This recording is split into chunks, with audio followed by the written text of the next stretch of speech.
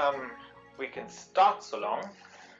So, welcome everybody. This is Wednesday teaching. This is a special day today. It's a International Emergency Care Day. I bet you didn't know that, Karim. Um, yeah, we have a little short segment that we're going to play after the talk, and then we've just to segue into the next session. Without further ado, I'd just like to introduce our speaker today. So we have Karim today, who's a cardiology fellow at Tygerberg. Karim he's got an interest in myocarditis. He's an excellent presenter. He has more frequent flyer miles than anybody I know for presenting at conferences. Probably kept SAA afloat single-handedly, and now that he's stopped, look what happened. So I'm just going to let Karim introduce himself. Tell us why he got into myocarditis. Maybe a word, something cool about him, and then to continue his presentation. Thanks, Karim. Well, thanks guys. Thanks for the invite and opportunity. I'm not sure what qualifies me to give you this talk, but I got into this whole myocarditis thing as part of my research. That's sort of what my info was on. It was something that was probably lacking a bit of space in the cardiology department, and just in the country in general. There's not much interest in it, but the more we look into it, the more interesting it kind of gets. And I'll tell you a little bit about it. It can kind of look like anything. And I think for those that have rotated through the division will know that I only do two things around here. The one is endomyocardial biopsies, and the other one is order bone scans for amyloid studies, which Cumlin knows very well. Let me start. So I'm just going to start off by talking about, some of these early data that came out of China about cardiac injury associated with COVID infections. They basically took a cohort of their patient and measured all their troponins and found that those with elevated troponin, so definition of cardiac injury in their sort of sense is elevated troponin, and they found that the patient who are infected with COVID with troponin leaks tended to do a lot worse than those without troponin leaks. I think it's a bit difficult to establish sort of a temporal relation in terms of, whether you first have the trop leak and then you do worse, or whether they just sicker patients because they tended to be more ventilator dependent, they tended to have more severe infections. So a bit of a chicken and the egg thing, but there was definitely some signal that if you have a trop leak, and subsequently they also looked at D-dimers and those type of things, as we all know, that potentially they have prognostic implications.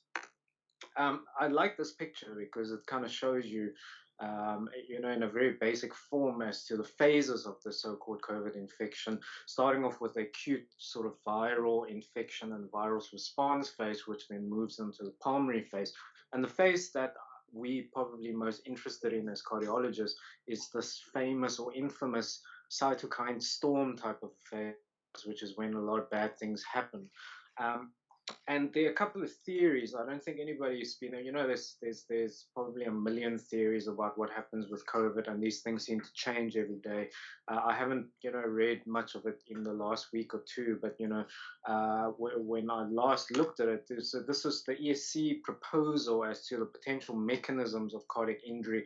I think some of it is quite obvious. For example, if you have very bad pneumonitis, pneumonia, and you're on a ventilator, if you have underlying coronary artery disease, chances are you're going to have a supply and demand issue, so-called type 2 infarct.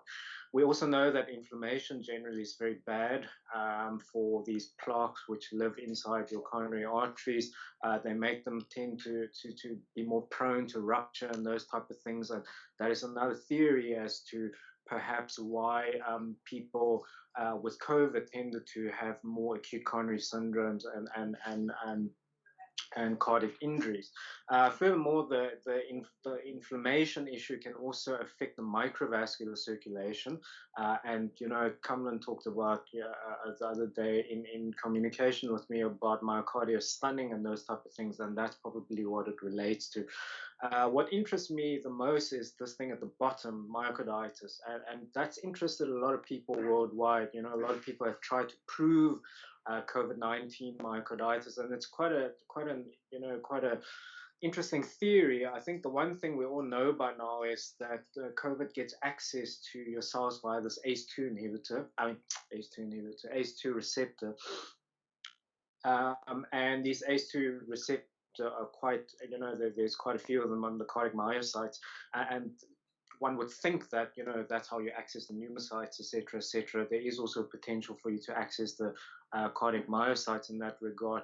Furthermore, I think with the previous SARS pandemic and also the MERS outbreak, there were cases which were proven to cause myocarditis, or direct myocarditis, as a result of the virus itself. Now, sorry, that's so.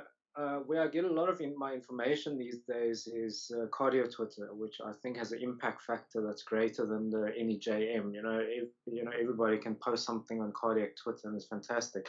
And there's sort of been an outbreak of these Takotsubo cases. You know, everybody gets COVID, or is worried about COVID, or is worried about something, and they all get Takotsubo. I don't know how true that is. Perhaps spending more time with your spouse on lockdown can also give you a bit of Takotsubo. But I'm just saying there's a lot of information out there, and it's quite difficult to, you kind of really need to keep your wits about you to kind of assess what is true and what is just by incidence. And I think a lot of these Takotsubo are just by incidence. Anyways. So there are actually published cases, multiple published cases in various journals of the so-called COVID myocarditis. Most of the earlier cases were proven either with imaging, so somebody that had a COVID infection, a troponin leak, they did an echo and the regional wall motion abnormalities, or they managed to put the patient through an MRI scanner. There were MRI evidence of myocarditis. Or, they just had unobstructed coronaries after having ST elevation and those type of things. And these cases are very much out there. However, with myocarditis itself, the mantra is no biopsy, no party, as I said earlier. And the only way that we can prove direct causal relationship and the fact that there is myocarditis is by endomyocardial biopsy. Obviously, in this group of patients, it's a bit difficult to get them to the cath lab. PPE for everybody, is it really worth it? Those type of things. And the latest recommendation from the ESC is that we don't actually biopsy them, and I will tell you why that is. But just to know that it is quite a low risk procedure, as bad as it sounds. We've probably done close to maybe 80 or 90 RV biopsies now, and we haven't had any major complications, touch wood, in our center. This was sent to me by Saad from Kalicha. I think it's about a month ago now. A young lady that presented with diagnosed with COVID and had a bad pneumonia, I think. HIV negative, no comorbidities. They did a bedside echo with a V scan and found that she had a very bad ventricle. She also had troponin leak, and this sort of ECG with COVE, ST elevations, anterior septal, bit of ST oppression here and there. Unfortunately, she demised subsequently, and we didn't manage to get her post-mortem. So, what caused all these things? It's still up for debate. What we do know is there are two cases which actually had biopsies, which has been published. This is an Italian group that obviously admitted a patient with COVID, troponin leak. Echo looked like a Takotsubo. They injected her coronaries. They were unobstructed. They decided to do a biopsy. And what they managed to find was that they were inflammatory inflammatory cells within within the myocardium, so confirming myocarditis. However, what was interesting is that they were not able to pick up any genetic material of the COVID. So COVID PCR was negative. So this was then presumed as a myocarditis on an inflammatory basis related to the cytokine storm. The patient was given steroids and IVIG and chloroquine and everything you can think of that's ever been described, and she improved as a result. The other thing I just wanted to mention is that what we are taught is that if there is a viral myocarditis, an actual virus, proven viral myocarditis, you shouldn't immunosuppress them because it potentially makes it worse. And then a second case also coming out of Italy. The Italians love myocarditis and they love biopsying and they love partying as well. This one was a bit more interesting. So on electron microscopy, they were actually able to demonstrate sort of these the actual virus itself. So it looks a lot like, the artist's impression of what COVID looks like. However, the viruses were not seen in the cardiac myocytes itself, but they were seen in relation to macrophages which were in the area. Once again, I think this supports the fact that COVID myocarditis as a result of direct virus infiltration is probably not an entity, and it's not believed that COVID causes a direct viral myocarditis, but the the myocarditis is probably more related to the actual whole inflammatory cytokines and the cytokine storms and all those type of things. And that's why most of these patients are actually treated with high dose steroids and immunosuppression, and that seems to have a good effect, and most of them recover their cardiac functions as a result. Saad sent me a publication subsequent to that, because when I did this talk a couple of weeks ago, nobody could prove that there were any COVID in the cardiomyocytes, but there was a small study. I couldn't access the full text, unfortunately. A post-mortem study in Germany, I think, of 12 patients that died of venous thromboembolism or pulmonary embolus or whatever it was, that they managed to isolate the coronavirus within cardiac tissues. The method which they did that, I'm not sure. It was supposedly RNA extraction or something like that. And whether those patients had any evidence of myocardial inflammation, I'm not sure. So, from all the evidence we have, and I think all the European experts all agree that there is no such entity as COVID-19 myocarditis. And that's why the ESC's latest recommendation is that we don't biopsy them, because, putting patient at risk, staff at risk, etc., etc., etc.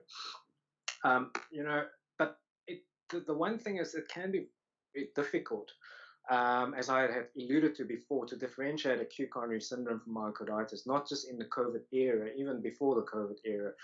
For those that have come through the corridors here, I'm sure you would have been involved with a couple of patients with me where they present with SC elevation, looks exactly like a STEMI. They're given lysis, they're brought to the cath lab, but they have squeaky clean coronaries, and it ends up being a myocarditis. So it can be very difficult to differentiate the two, and especially during the COVID era when we're trying to reduce exposure to ourselves, to other staff, etc. The distinction becomes even more important.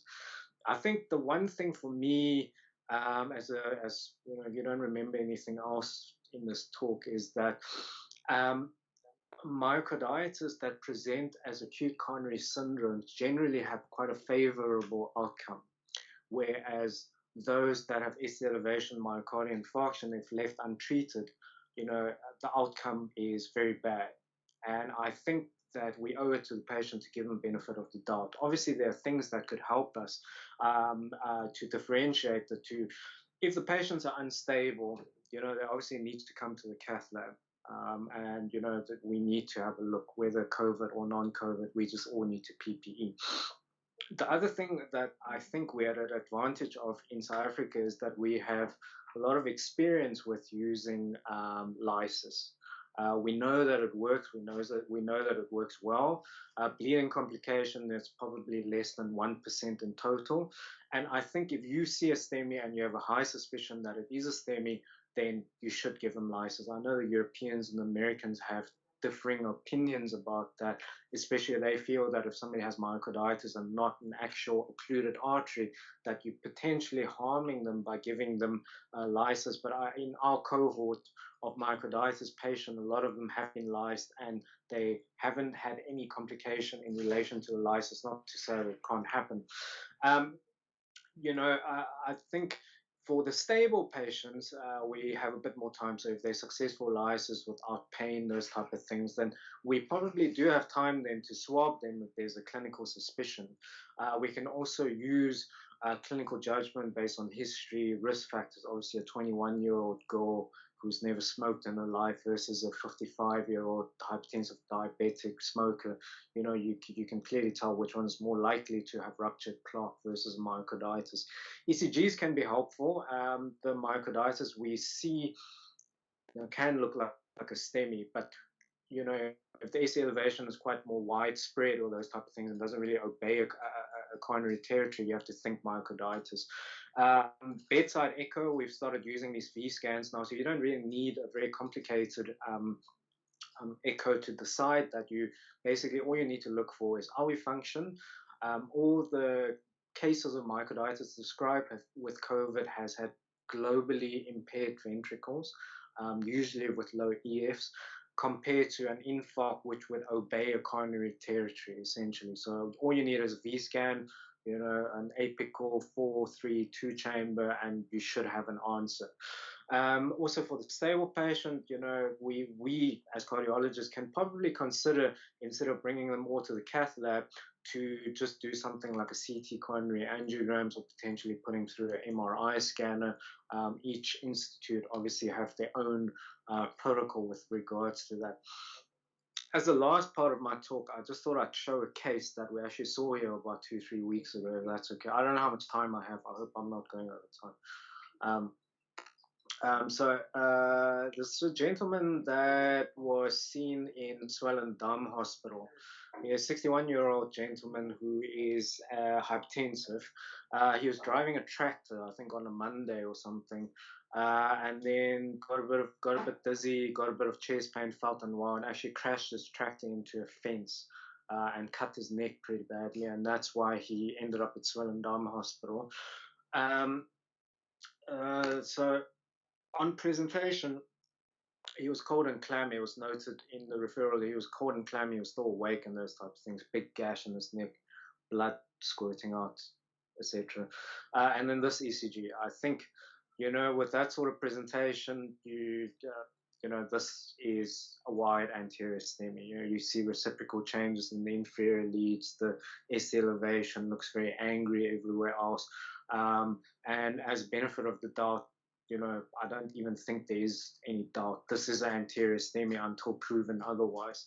The one thing that Lloyd always tells me, and I always thought it was rubbish, is that there are no emergencies during a pandemic, and I think that's something that's very important to remember. We are all, built into jump and resus immediately when bad things happen. But I think in this COVID era, one will really have to look after yourself before you look after the patient. So, this patient started going a bit downhill when they started the lysis. He had about 3 episodes of VFRS, all requiring cardioversion. And he was intubated because he became unresponsive. Obviously, at that time, the treating physician didn't put on any PPEs and intubated, sort of on the spot. She did a very good job, I must say. They phoned us, and our obviously the guy was shocked. He was electrically unstable. He clearly had anterior STEMI, and our advice to them was fly the patient over, and we'll bring the patient immediately to the cath lab. Luckily, by the time he got to us, after about 90 minutes after the lysis, he looked like a very good result. At this time, he was still intubated. We were not sure about COVID status because obviously all intubated patients are treated as PUIs. He had a prolonged, cardiogenic shock type, which has now subsequently resolved. So we weren't sure what his renal function looked like. we thought that we should maybe give him some time, get a creatinine back and those types of things. So if he becomes unstable, then we rush him to the lab. We also did a bedside V scan, which looked like anterior ischemia. Unfortunately, I don't have pictures of that now. And strangely enough, the next day, so that was Monday, Tuesday, he woke up and he was very awake and he was on invasive CPAP and he was almost jumping off the bed. So we decided to extubate him with full PPE. COVID swab was still pending. He also, this hematoma in his neck also started growing a little bit, and you always worry about vascular injury if somebody's driven through a fence and is now getting due antiplatelets and had lysis and all sorts of things. Extubated, sent to the CT scan, and fortunately for him, he didn't have vascular injury, but you can clearly see how much soft tissue swelling and sort of edema there is on the left side of the neck. As we do these days, everybody who goes through a CT scan also get part of the lung scan, and there was this spot which was a question. At the time, it was interpreted as possibly COVID, but subsequent to that, it was decided that it's not COVID. But his swab obviously came back positive. So despite him denying any symptoms after we extubated him, we had a chat to him, he said he's never had symptoms, but his son did say that he was actually ill for a couple of weeks before that. So now we have COVID patient with the anterior STEMI, came in with very malignant cause, and that successfully reperfused and is reasonably stable. The question is what to do with him now, and I think as reasonably young gentleman with such a malignant course of presentation, we had no choice but to bring him to the cath lab. And that is what we did with full PPE. We emptied out the lab. One side is, assigned for COVID, where we had 4 people in there, all with full PPE. And I will just, we can first look at the right coronary, which has, moderate to severe disease, long segment from proximal to the mid vessel. But on the left system, this is what angiographically you'd call groot kak. I think that's what they call it in this part of the world.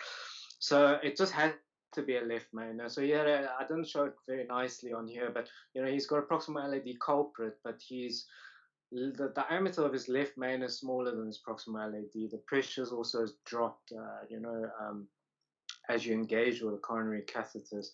And the cath lab becomes a very lonely place when you dress full in PPE, double mask and double glove, and you stare back into the window and everybody's got their thumbs up type of a thing, and you're not sure what to do with your life. I think it's come up with a bit of a discussion in a patient. There's a lot of debate in cardiology at the moment about left main disease, and I think for all intents and purposes, if this guy didn't have COVID, we probably would have sent him for surgery. But because he has COVID and, to reduce exposure, we decided to stent it. Sorry about that. We stuck 2 wires in, we ballooned it, looked a little bit better. We put a nice long stent all the way from the ostium of his left main into the LAD. And then we post-dilated a little bit. So, we managed to get a good result. He was stable off the table. There is still some disease distal to that. I can see Cumlin's eye, telling me that I didn't do a good job and I left some disease behind. We were aware of that, but we thought we'd just get him off the table. Also, by this stage, my underwear was quite brown and, the floor was quite messy and those type of things. So we managed to get him out of the lab, and he was fine. The next day we then discharged him out of cardiology and sent him to the COVID ward. He subsequently died. He had a cardiac arrest about a week after that. I'm not sure. I don't think he was sent for a post-mortem, so we're not sure, whether it's related to the stent, where he had acute stent thrombosis, because we know that these patients are more prone to clot, whether he shot the PE or something. He was apparently still on therapeutic clexane along with his few antiplatelets, but I suppose we will never know. But anyway, so in conclusion, for those of you that watched my talk 3 weeks ago, I think Cumlin did, I left the slide blank because I wasn't sure how to conclude, and I'm still not sure how to conclude. I think These are crazy times. Everybody's losing their minds. We all worry for ourselves. We all worry for our patients. We all worry for our nurses. And I think that we must all stay strong. Keep our wits about us and those type of things, and filter sort of all the information that's out there, and not just believe what everybody says. And I think that hopefully we'll see better days soon. Uh, thank you very much for your time. Thank you, Karim. Yeah, I mean that's an excellent. I mean, we often, if you haven't been to cardiology rotation, we never ever get to see cath lab results. We never see the end product of what we do, and we always get told by other people, "Oh, you sent us the wrong thing. You did the wrong thing." Because there's a disconnect sometimes between your emergency care and what gets sent elsewhere. Can you hear me? No, that's UCT that tells you you're doing the wrong thing. No, we never tell you you're doing the wrong thing. No comment. No comment. Just to go through, I think for us as an emergency program, so so that you're basically saying that there's an association between myocarditis type thing presenting with heart failure or heart related symptoms and COVID. Um, from our terms, practically, does it really matter? Does it really matter if there is COVID myocarditis or COVID illness associated with heart failure from myocardial injury from another cause? I think for your intents and purposes, I don't think it makes it. I think the biggest difference it makes is in the acute setting. If somebody presents with COVID and chest pain and ECG changes, I think the most important thing for you to decide, as I had alluded to, is this person infarcting or is this something else? And it's not an easy distinction to make, because as I said, these myocarditis can look like anything. But saying that, I think you're more inclined to give them the benefit of the doubt and treat the acute coronary syndrome, especially if they've got acute, ongoing chest pain and the suspicion is high, that you deal with that first. I think the whole story with the myocarditis and the COVID, that tend to happen later in the course of the infection, as I'd shown that little diagram when that cytokine storm thing takes over. And it will probably be something that more concerns us and the physicians and the ICU sort of physicians in managing them in the long term. We know there's no good treatment. We just give them steroids. I haven't treated one yet. We've never been consulted with one. But I think for you guys, it's the important thing is to distinct acute coronary syndromes, specifically STEMI, versus is this a myocarditis? And I think that in our setting it's probably better that you treat most people as acute coronary syndromes. Obviously, if there are doubts in your mind, you're more than welcome to phone us. And always we put 2-3 brains together. We all look at these things, and we might come up with a better answer than just one person struggling in the middle of nowhere type of a thing. Yeah, no, I completely agree with that. So, guys, if anybody has any questions for Karim, you can please pop your camera on, so that we know you want to ask a question, and then we can have it to you. I think Dave has put something up. Otherwise, I mean, I could talk for hours with Karim on this stuff. So Karim, just one more thing with related to your case that you had. You said you think the doctor did a good job in emergency care. If you could have a wish list for us as emergency physicians, packaging or sending you a case. So we mostly work in a hospital that has, we have access to more advanced bloods, and we can do reasonably safe intubations in COVID. What would a wish list from a cardiologist be for a patient suspected of chest pain and COVID of a cardiac etiology? I mean, we're leaving PE out of this discussion altogether. That's an entire separate topic. So what would you think? I think the most important thing, is that you look after yourselves first. I think that is the most important thing. I think most, if not all, the patients that we've received from you guys, we've had very good referrals. Usually it's not stuff that's hanging in the air and those type of things. But full PPE, obviously, if you know you're going to get into a resus, I think in this time, as I said, you really have to look after yourselves first. The one thing that may help us is, I think, speak to us earlier rather than later. As I said, if two or three of us put our minds together, believe it or not, we're not assholes.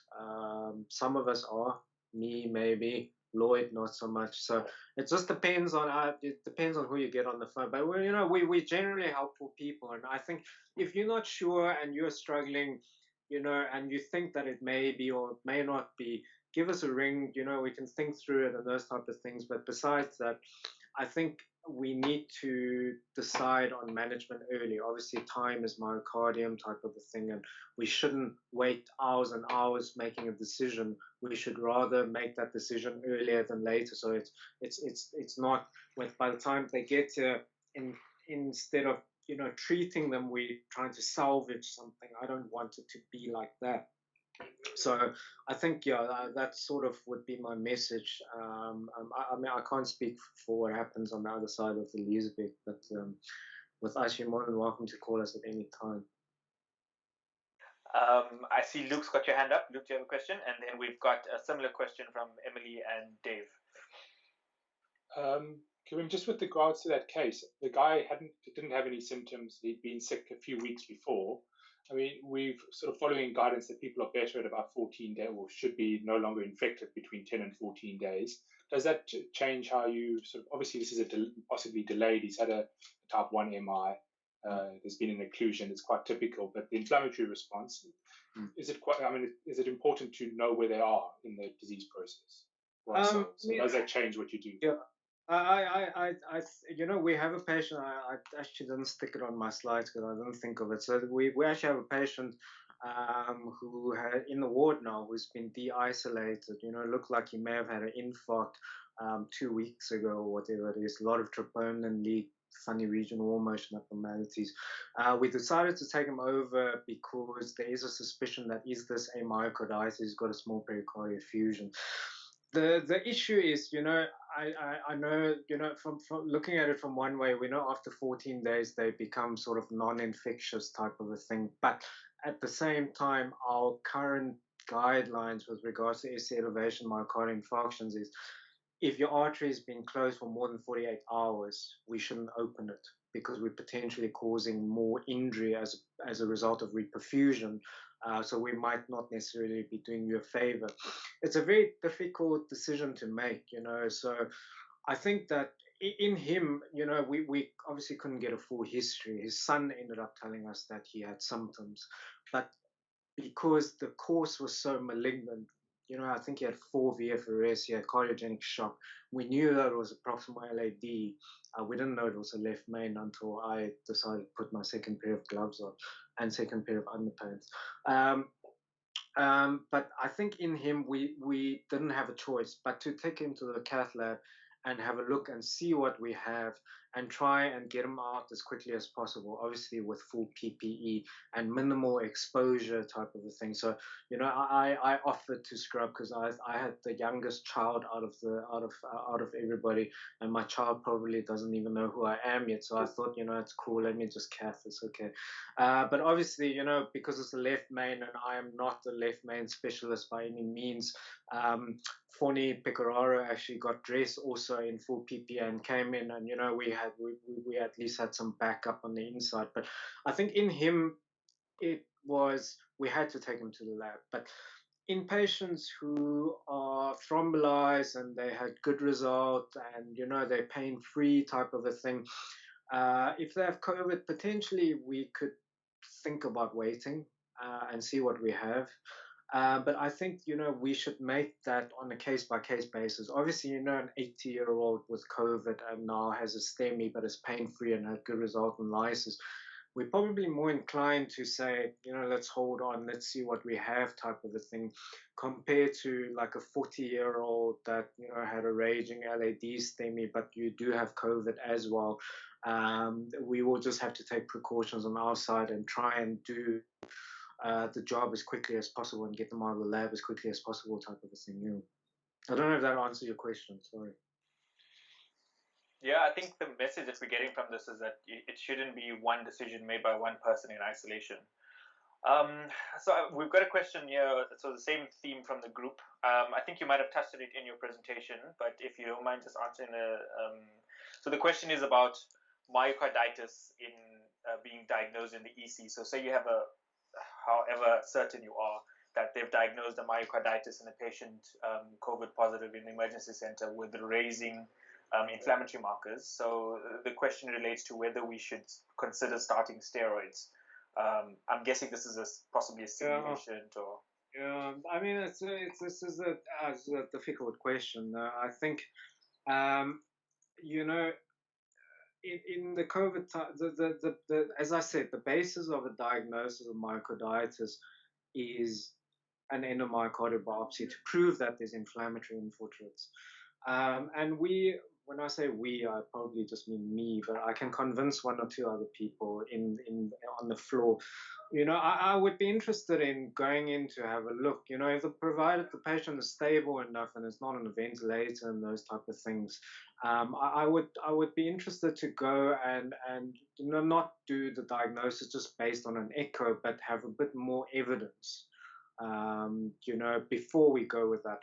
Obviously, on the other hand, if you have a patient who is intubated, who is in cardiogenic shock, who's got a very bad ventricle, has COVID, and has troponins, in the thousands and going up and is, in a very bad way, I suppose it wouldn't necessarily be wrong for you as a sort of a kitchen sink type scenario, do nothing, they die, do something, they may live type of a thing, to then consider steroids. Once again, I think, depending on your drainage area, you're very much more than welcome to call me or call us or whatever, and we can look at everything, and then I think we can take a decision together. I don't think it's, sort of like a decision that needs to be taken immediately. I think that, we can all sit and I can speak to a couple of consultants here. We can gather thoughts from a couple of people and see what we have type of a thing. So I think, once again, as with the decisions about STEMIs and those type of things, I don't think this should be an individual decision, mostly because, COVID has really, made everybody a bit, made things a little bit crazy. And I think that it's sometimes helpful to have a couple more opinions as to what we should do. Maybe there's something that nobody's thought of type of a thing. The one other thing I just wanted to mention is all these patients that did get high-dose steroids, they also got a course of high-dose IVIG. Now, you all know that I give IVIG to patients with PALB-19 or Alboca virus myocarditis type of a thing. It's thought to have an immunomodulatory type of property that goes along with the steroid. And once again, these patients that got those things also got chloroquine, and they also got lopinavir ritonavir. So it was pretty much a kitchen sink type scenario. Just throw everything at them and see kind of what happens type of a thing. Sorry, but yeah, I think it should, I think you're more than welcome to speak to us about it, and we can look at all the imaging and we can see all the data that we have, and then we can come to a decision as to what would be best. Yeah, thanks. I mean, I'm not seeing any cameras on yet. I'm not seeing any questions come up in the group, so it looks like everybody's either they're having technical issues or we're not being able to get guys. If you can't get a message in here, while we have Karim on, I think as a last resort you can populate the chat in the group. Just to touch on, so Karim, we've been chatting about this. So I know you do adults only. But the CDC has now changed the case definition for that so-called the Kawasaki-like picture in kids with the so-called vasculitis, which is delayed onset up to 21 years of age. So obviously these are not going to go to Red Cross or to Tygerberg Ground. So I see 21 is obviously an ARB cutoff, right? No disease knows that you're 21 or 21.5. There's probably going to be some sort of an overlap. And that's probably something that we're going to see in an emergency room as well, in terms of this up to 4 weeks of an exposure to someone that has been suspected of COVID, presenting with acute heart failure in a young adult. So, I mean, the presentation of that and the management is probably going to be a bit different. But is that something that we can chat to cardiology as well, or how? I think so, man. I would be very interested. If you've got most of you have my numbers. You're more than welcome to call me, not 3 o'clock in the morning, but during office hours. unless you want to, speak about your emotions or something. But don't call me at 3 o'clock in the morning about work. But you're more than welcome to call me. And then I think a patient like that should probably be managed in a tertiary center.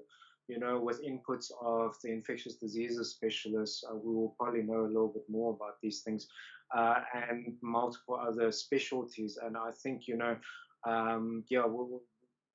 way more than welcome to speak to. I'm interested. I'm always interested. Besides amyloid carditis, I'm also interested in other things.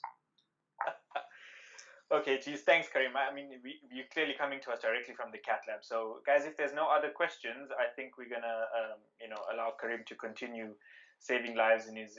What? By the way, what are you doing in the cath lab now? Clearly your numbers have gone down, I'm guessing. Yeah, we're not doing well. We're starting to slowly bring the elective cases back. There was a time where we were doing 1-2 cases a day. There are still days where we're doing 1-2 cases a day.